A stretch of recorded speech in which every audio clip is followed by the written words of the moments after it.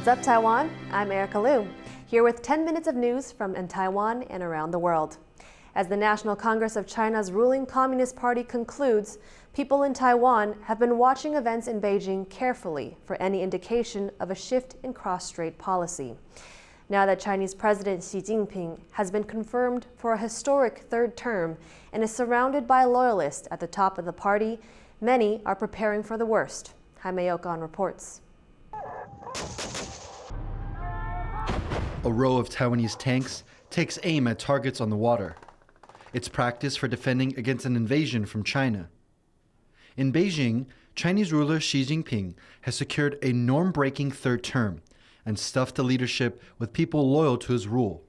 Last week, he restated China's desire to, quote, reunify with Taiwan. Taiwan's military says it's adapting its strategy for dealing with Chinese aggression. 我们从人事方面，我们也在调，但不是针对他，你怎么调我就怎么变。我想都是国防政策都有一定的脉络的，我们还是要很稳扎稳打的去做工作。 China sees Taiwan as part of its own territory and has now renounced the use of force to bring it under Beijing's control. Recently, U.S. and Taiwan defense officials have said that China could make a move to invade the island nation in the next few years. 大陆未来5年呢，这种加快加大对台统一的这个作为啊，以及甚至用军事手段来这个施压台湾啊，或者是美国呢持续的来提升跟台湾的政治跟军事上的关系呢。 While there is still debate over how the U.S. would respond to a possible invasion of Taiwan, analysts here say that China's President Xi Jinping is looking to resolve the, quote, Taiwan problem without interference from the West. 20大以后啊，对台政策这方面呢，两岸的问题要由中国人来解决嘛，所以他会减少美国参与的这个的力道，不要让美国再扮演这个球员兼裁判的角色。 The People's Republic of China has never ruled Taiwan, but that hasn't stopped Beijing from deciding that taking control of the island is central to its nationalist agenda. Taiwan, though, with its own government, military, and democratic way of life, is not willing to submit easily to Chinese rule. The country's president, Tsai Ing-wen, called for a resumption of dialogue between Taipei and Beijing in her National Day address earlier this month. But in Beijing, Xi seems intent on a very different agenda. Patrick Chen and Jaime Ocon for TaiwanPlus. Taiwan has announced another round of loosening COVID regulations as the nation continues its transition to post-pandemic life. Gym-goers and participants in tour groups and religious activities will no longer have to be triple vaccinated starting November 7th, according to the new rules. This will also apply to staff and patrons at nightclubs, hostess bars, tea houses, and saunas. Also from November 7th, confirmed COVID-19 cases will no longer have to undergo a week of health self-monitoring. After self-isolating for 7 days, they will be able to return to normal life, provided rapid testing returns a negative result. Taiwan reported 26,000 new COVID-19 cases and 62 deaths on Monday. Taiwan's semiconductor giant TSMC has suspended exports of advanced chips to China's Migrant technology. The world's largest contract chip maker made the move in compliance with sweeping U.S. regulations on chip exports.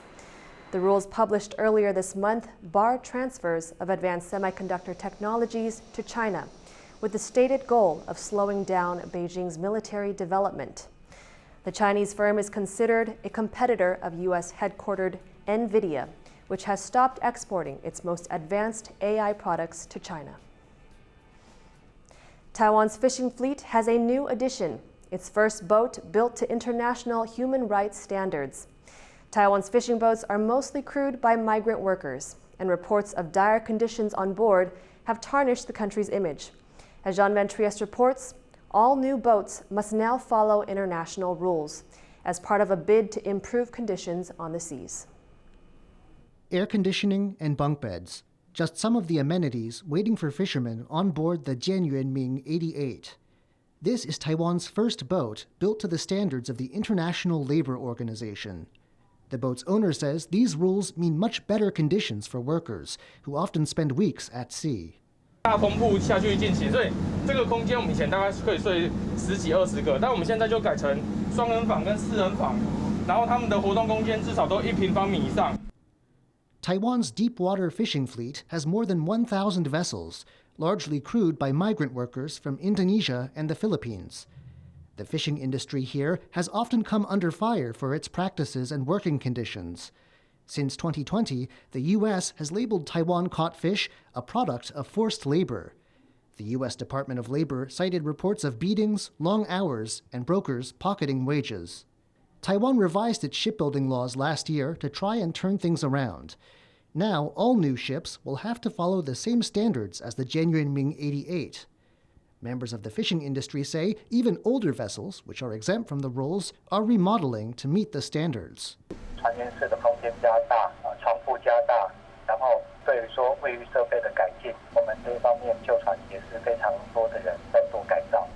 But labor activists say providing livable conditions is the bare minimum under international law. Other wide-ranging abuses faced by migrant workers on board vessels still need to be addressed. 完全没办法解决啊！这只是就是他们的睡觉的空间、活动的空间这样子。可是这个跟这个在船上的管理，还有这个聘雇的这个政策是比较有关系的，所以跟这个船上的这个设备的改善不太有关系。Meaning there's still a long way to go to bring Taiwan's fishing fleet's practices in line with international standards. Asnaya Zhou and John Van Trieste for TaiwanPlus. A Dutch dress symbolizing the fight for international LGBTQ rights is on display at Taipei City Hall. That's as the city prepares to host its annual Pride Parade on October 29th. Leslie Liao was at the launch. This colorful gown behind me has been on tour for years now, but it's the first time it's making an appearance right here in Taipei. It's called the Amsterdam rainbow dress, and from a distance, it looks like a festive and fabulous giant outfit. But if you take a closer look, you'll notice some darker details. It's actually made of flags from countries where being LGBTQ is a punishable offense. And in these countries where it's illegal to be LGBTQ, sometimes the punishment could include torture or even the death penalty. The Amsterdam Rainbow Dress Foundation started the project in 2016. They call it a living work of art. Every time a country featured in the dress legalizes LGBTQ rights, its flag is replaced with a rainbow banner, a symbol of the LGBTQ community. Right now, it is made up of 68 country flags and 9 rainbow flags. The bodice you see here has 4 Amsterdam city flags. They symbolize the city's role as a haven for LGBTQ refugees. Since the dress was created 6 years ago, the national flags of 9 countries have been replaced by the rainbow flag. Now, the dress is in Taipei, another city known for embracing LGBTQ rights. It's here for the 20th anniversary of the city's Pride Parade, one of the first in Asia. The Dutch representative office in Taipei paved the way for the dress to be displayed at Taipei City Hall for 6 days.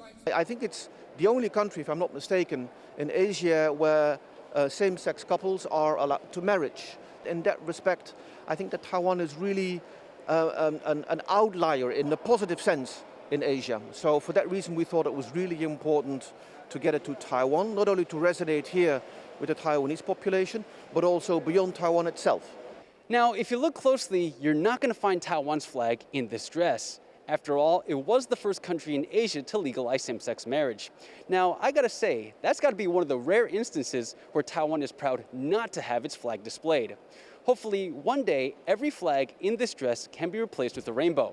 Andy Xue and Leslie Liao at Taipei City Hall for TaiwanPlus News. Thank you for watching What's Up Taiwan. Remember to download the TaiwanPlus app for more stories from Taiwan and around the world.